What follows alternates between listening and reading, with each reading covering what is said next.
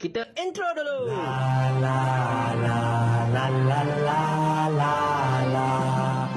Rupa-rupanya Sultan Selangor dah titah dah pasal Nick Allen ini lama dah dulu. Kita je yang tak ambil tahu masa tu kan.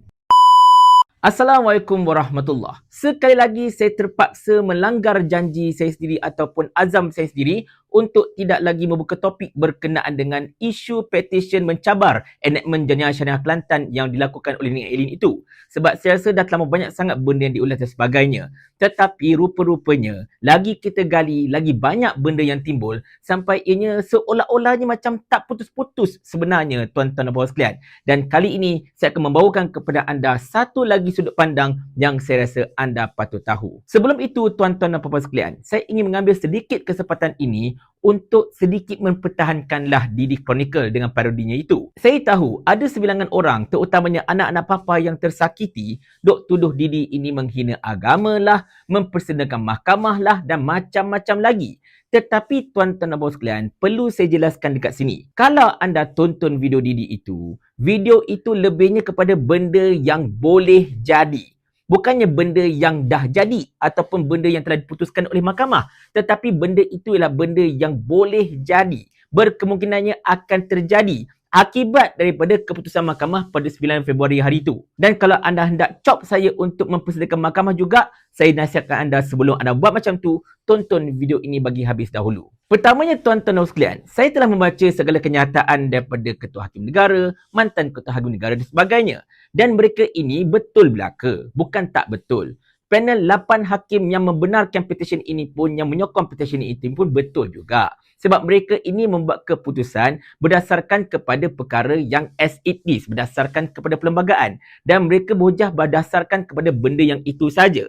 Bahkan kalau kita nak tengok, Tan Sri Abdul Rahman Sabli pun tidak menyatakan tentang cause and effect. Lebihnya kepada locus standi Nick Allen untuk memfailkan petisyen tersebut. Itu saja. Dia tak sebut pun tentang constitutional right ke apa-apa ke, tak ada.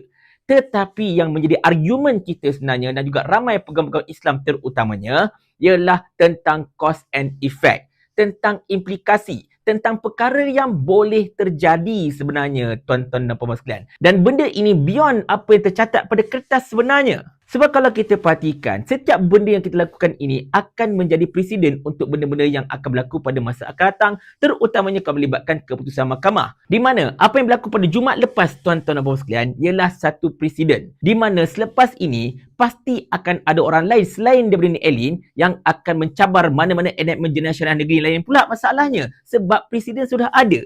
Kes Nick Allen ini telah menjadi satu pencontoh dan of course akan menjadi rujukan kepada mahkamah selepas ini. Ini yang dirisaukan sebenarnya. Bak kata-kata daripada Zanul Rijal Abu Bakar, iaitu seorang peguam yang sangat-sangat prominent.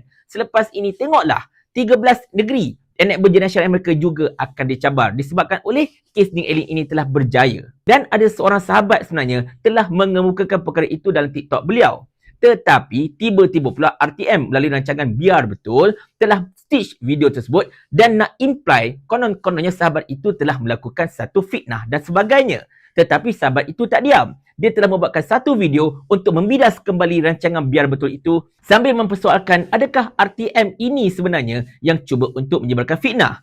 Anda tonton video ini. Aku nak sentuh sikit berkenaan dengan satu segmen nama dia Biar Betul yang dia stitch video aku dalam tu dan dikatakan yang aku seakan-akan macam sebar fitnah. Jadi, bila kes Nick Allen ni diputuskan sedemikian, maka akan timbullah masa akan datang nanti Nick Allen 2.3, Nick Allen 2.4 dan seterusnya yang akan mencabar undang-undang ataupun enakmen jenayah negeri-negeri ini dan mengisytiharkan bahawa kesalahan-kesalahan ni adalah tidak sah. Semakan pasukan Biar Betul mendapati tuduhan berkenaan tidak berasas. Ia turut disahkan Jabatan Kehakiman Syariah. Menurut jabatan itu, jenayah yang berlaku di Kelantan kekal jadi kesalahan meskipun peruntukannya dalam enakmen negeri dibatalkan. Ataupun aku sebarkan satu berita yang tidak tepat, informasi yang tidak tepat berkenaan dengan kes Nick Allen. Hujah yang diberikan adalah dua saja. Yang pertama, dia orang kata aku over exaggerate benda yang tak akan berlaku ataupun tidak berlaku pun. Yang kedua adalah aku memetik section yang tidak terbatal dalam kes ni Elin. Baik, aku akan sentuh benda ni satu persatu. Yang pertamanya berkenaan dengan aku seakan-akan over exaggerate benda yang tak berlaku. Kita kena tahu dalam kes ni Elin ni, dia adalah presiden. Kes ini akan dirujuk pada kes-kes akan datang. Sekiranya datangnya orang lain yang ingin mencabar kesalahan jenayah syariah yang sama ada dalam kes ni Elin kepada negeri-negeri lain, seperti mana yang aku kata dalam video aku, ada pada negeri-negeri lain kesalahan yang sama, maka benda ni boleh berlaku. Cabaran ni dibolehkan, satunya kerana keluasan local standard yang diberikan oleh Mahkamah Persekutuan. Yang keduanya adalah disebabkan kes ni Elin ini. Jadi itulah sebab aku bagi tahu yang kemungkinan akan timbulnya ni Elin 2.0, 3.0 yang akan mencabar enakmen jenayah syariah negeri-negeri lain, kerana ada pada enakmen jenayah syariah negeri-negeri lain berkenaan dengan kesalahan-kesalahan yang telah terbatal dalam kes ni Elin. Yang kedua, berkenaan dengan aku salah memetik kesalahan yang dikatakan tidak terbatal pun dalam kes ni Elin. Baik, yang pertama, aku nak minta RTM keluarkan senarai 16 kesalahan yang telah dibatalkan dan kesalahan-kesalahan yang tidak dibatalkan. Cuba keluarkan. Ada 16 kesalahan yang dibatalkan dan ada 2 kesalahan yang tidak dibatalkan sebab ni Elin tarik balik. Apa 2 tu? 2 tu adalah yang pertama dakwaan palsu. Yang kedua berkenaan dengan perbuatan judi, permainan judi, orang tu main judi. Tapi yang berbaki dalam kes ni Elin yang dicabar adalah 37(1)B, penganjuran judi, dan itulah jadi contoh yang aku bagi. Aku tak bagi contoh berkenaan dengan orang bermain judi. Contoh aku bagi adalah orang yang menganjurkan judi. Kaji baik-baik, baca baik-baik, tengok baik-baik RTM buat kerja macam mana ni. Korang adalah agensi kerajaan. Aku sebar fitnah ataupun korang yang cuba sebar fitnah? Fikir baik-baik buat benda ni. Nampak tak dekat situ tuan-tuan dan puan-puan sekalian? Apa yang telah diargukan oleh sahabat itu sebenarnya adalah sangat betul. Iaitu benda ini akan jadi presiden. Dan selepas ini pastinya akan ada orang yang akan jadi Nick Elin 2.0, Nick Elin 3.0, Nick Elin 4.0 dan banyak lagi sebenarnya. Sebab perkara ini, macam yang saya katakan dalam salah satu video saya baru-baru ini pun, dia akan membuka floodgate. Dia akan membuka ruang yang sangat-sangat besar untuk mana-mana enakmen jenayah syariah negeri yang mungkin dilihat bertindan dengan perlembagaan, bertindan dengan sivil akan dicabar satu persatu. Dan masa itu, kuasa mahkamah syariah akan menjadi semakin kecil, semakin kecil dan semakin kecil.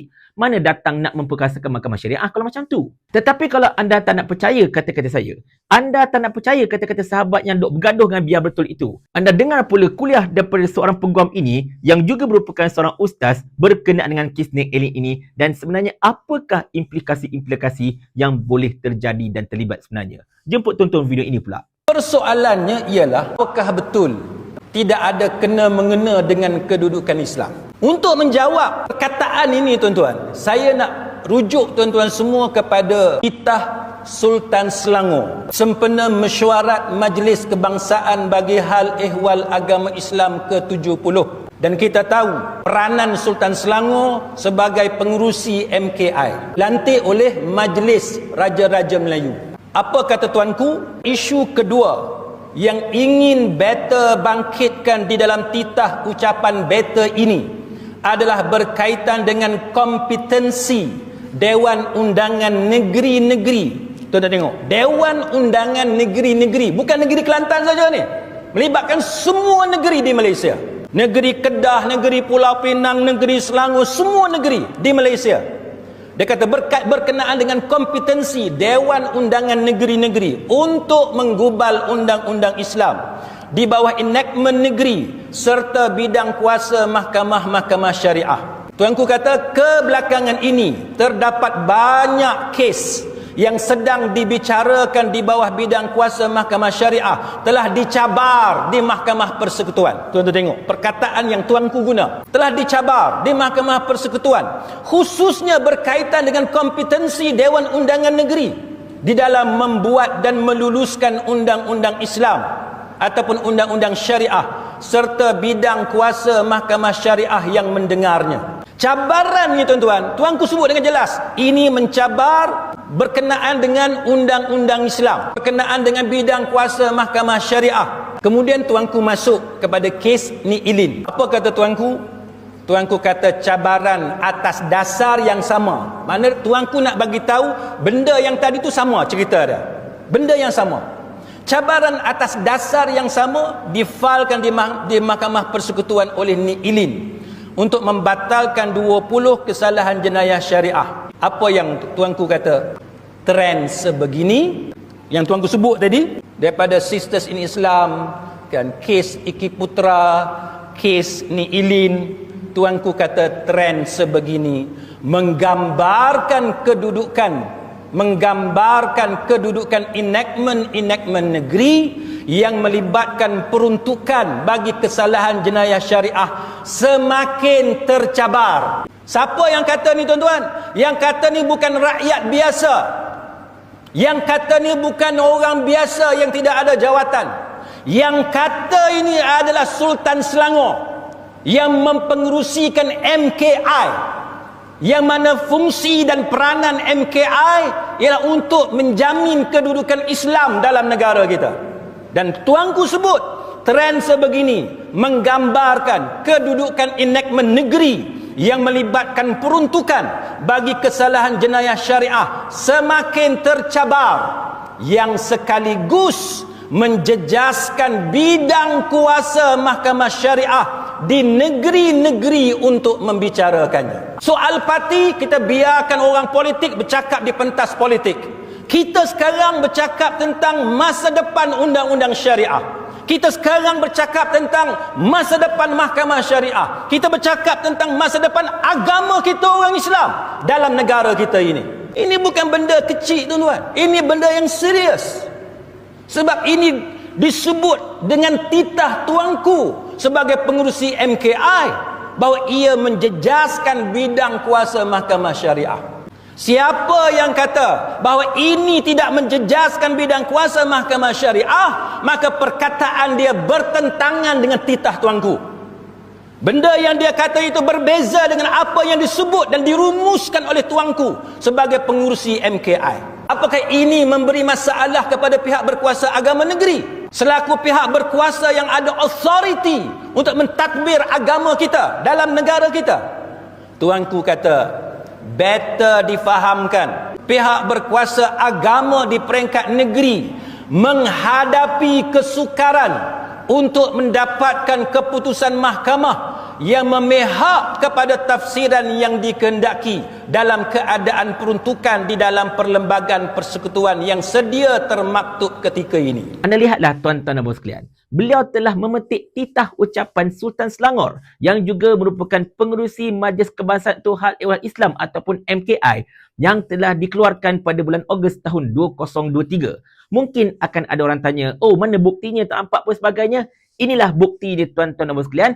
Titah Sultan Selangor merangkap pengerusi MKI pada bulan Ogos tahun 2023. Dan pada ketika itu, pada perkara ke-7 kalau tak salah saya, Sultan Selangor telah menyatakan kegusaran baginda berkenaan dengan cabaran Ni Ilin ini, di mana baginda telah menyatakan benda ini akan membuka ruang yang lebih besar lagi untuk cabaran-cabaran bagi enactment jenayah syariah di semua negeri. Dan ini yang tengah dan akan terjadi sebenarnya. Jadi tuan-tuan dan puan-puan sekalian, kebimbangan kita berasas. Kita bukan sekadar wala-on yang duk hentam apa-apa saja mereka buat dan sebagainya. Tetapi kita bercakap berdasarkan kepada keraguan yang ada asasnya. Dan benda ini dikuatkan dengan titah Sultan Selangor yang telah dititahkan pada tahun lepas lagi masalahnya. Lebih kurang 6 bulan lepas Sultan Selangor dah titahkan benda ini, kegusaran baginda, kerisauan baginda. Tetapi masa itu rasa-rasanya tak ramai yang ambil pot pada ketika itu. Betul tak? Dan sekarang ini nasi dah jadi bubur. Cumanya kita ada sedikit harapan jugalah. Hamzah Zainuddin dan juga Perikatan Nasional dikhabarkan telah memohon untuk menghadap Yang di-Pertuan Agong serta Sultan Selangor bagi membincangkan tentang perihal petition Ni Ilin ini. Saya tak tahulah apa yang bakal dibincangkan dan sebagainya dan apa yang cuba di-accomplish, tetapi ini merupakan satu langkah yang baguslah. Cuma bagi saya tuan-tuan dan sekalian, adalah lebih molek sekiranya kalau Perdana Menteri sendiri yang memohon untuk menghadap Yang di-Pertuan Agong serta Sultan Selangor untuk membincangkan perkara ini. Lagi cantik, Perdana Menteri mengarahkan pegawai negara untuk memfailkan petisyen bagi merujuk semula ataupun review semula keputusan Mahkamah Persekutuan pada hari Jumaat lepas. Atau lagi cantik lagi, kerajaan sudah ada 2/3. Gunakan 2/3 anda itu untuk pinda akta-akta yang berkaitan dengan memperkasakan mahkamah syariah. Itu pun jikalau anda mempunyai keazaman politik ataupun political will untuk melakukan sedemikian. Sekarang ini bola berada dekat kaki anda, wahai kerajaan, wahai PMX, wahai Menteri Agama. Jangan sia-siakan peluang yang ada depan mata anda ini untuk menunjukkan kepada masyarakat Malaysia, terutamanya orang-orang Islam, betapa betul lah kerajaan Perpaduan Madani ini tidak pernah merendah-rendahkan agama, bahkan menjulang agama itu setinggi-tingginya, menjulang undang-undang syariah setinggi-tingginya. Kita perhatikan dengan penuh minat dan insya-Allah kita akan terus memantau dan pesan saya terakhir sebelum saya berlalu kepada anak-anak papa yang duk kelang kabut sangat hendak hentam didi dan sebagainya.